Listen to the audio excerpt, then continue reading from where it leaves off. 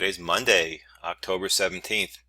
Been away for a bit, away from videos, so let's get back into it with a look at Johnson & Johnson. Got earnings coming up this week, and I'm not going to speculate on what's going to happen there. It's not my area. But take a look at this chart with Bollinger Bands.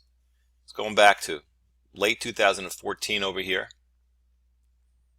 So you can see what's happened. It's backed off the top from this past summer and then settled into this tight range. And down here is the Bollinger Bandwidth indicator. It just tells us how narrow the bands are.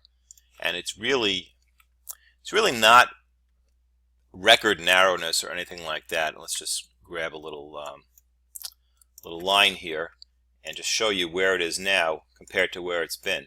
So it's really not anything unusual. It's been down there before. But look at it's an extended period of time down here, and unlike these other brief periods of time where bands were narrow, here we have the market is just dead flat. Here it's rising. Right now it's dead flat. So to me that tells me something a little more interesting. If we zoom in a little bit, you can really see that. Let's put in some lines. Eyeball that and copy it. Okay. So there you have it. There's just a nice tight trading range. And just for a little sake of clarity, let's get rid of the bands. Oops. Remove Bollinger Bands. So now you can see that nice tight range. Let's put in some more lines just to get a feel for what's going on here. We got this rally in 2016, clearly broken to the downside. No super support and resistance along the way. Okay, so the trading range to me dominates.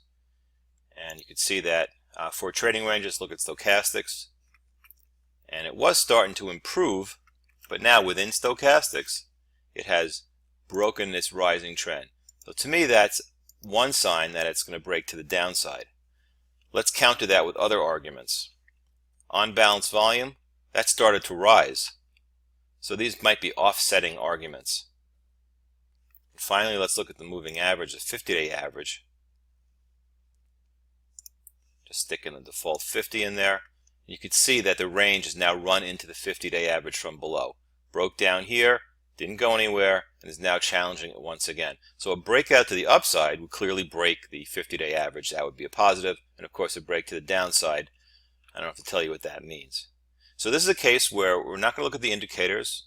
We're getting conflicting results. Just going to look at price action. Going to wait to see what happens. I don't have much of a feel for whether earnings will disappoint or not. We have to wait and see a couple days. But this is a great setup to watch. Breakdown, breakout, one of the two. Let's zoom in a little bit just to give you some levels, some approximate levels.